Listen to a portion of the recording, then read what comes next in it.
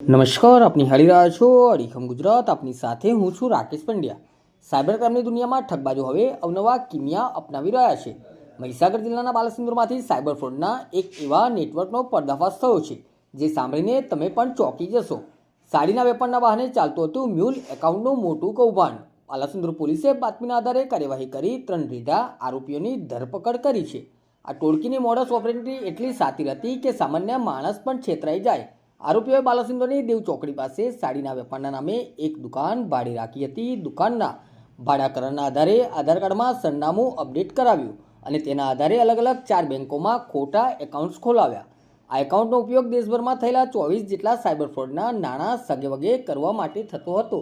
Police તપાસમાં બહાર આવ્યું છે કે આ ટોળકી કમિશનની લાલચે બેંક એકાઉન્ટ્સ ભાડે આપતી હતી. પકડાયેલા આરોપીઓમાં દશરથ કિશોર ગોંડલિયા, દેવેન્દ્ર ડોડિયા અને ગુરુ નામના શખ્સોનો સમાવેશ થાય છે.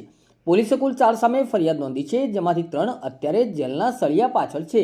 અત્યાર સુધીની તપાસમાં ભારતભરના 24 સાયબર ગુનાઓમાં આ તાર એકાઉન્ટ સાથે જોડાયેલા હોવાનું સામે આવ્યું છે. પોલીસ હવે એ દિશામાં તપાસ કરી રહી છે. આ ટોળકીએ અન્ય કેટલા બેંક એકાઉન્ટ્સ ખોલાવ્યા છે? અત્યાર સુધીમાં કુલ કેટલા કરોડના વ્યવહારો આ એકાઉન્ટ્સ દ્વારા થયા છે? આ કૌભાંડના મુખ્ય સૂત્રધાર કોણ છે? સાયબર એક્સપર્ટનું માનવું છે કે આવા મ્યુલ એકાઉન્ટ સાયબર ગુનેગારો માટે સેફ પેસેજ બને છે. જો તમારી આસપાસ પણ કોઈ વ્યક્તિ અચાનક શંકાસ્પદ રીતે બેંક એકાઉન્ટ્સ ખોલાવે અથવા ડોક્યુમેન્ટમાં ફેરફાર કરે તો તુરંત પોલીસને જાણ કરો. બાલાસિનોર પોલીસની આ કાર્યવાહીથી સાયબર ઠગોમાં ફફડાટ વ્યાપી ગયો છે. નમસ્કાર.